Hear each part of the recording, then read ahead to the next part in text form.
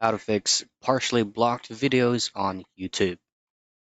Now, the very first thing you want to do is to either pull up your YouTube application or just use the web version. Now, head straight into YouTube.com's official website and make sure that you're logged in into your account or on your channel.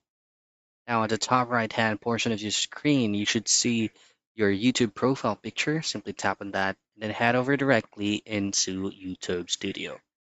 Now, partially block videos on your channel or on YouTube is actually very easy to fix. So sometimes it's going to be depending on the notification that you receive.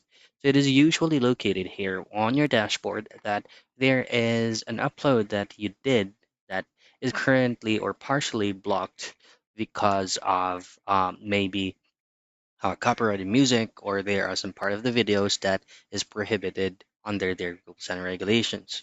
And all you just have to do is just to hit on that notification and tap on the three dots view options and just simply trim out the specific parts of the video which the reason why the video's gotten blocked. You just have to trim that out and just simply hit on complete and finish and then try to re-upload the file once again.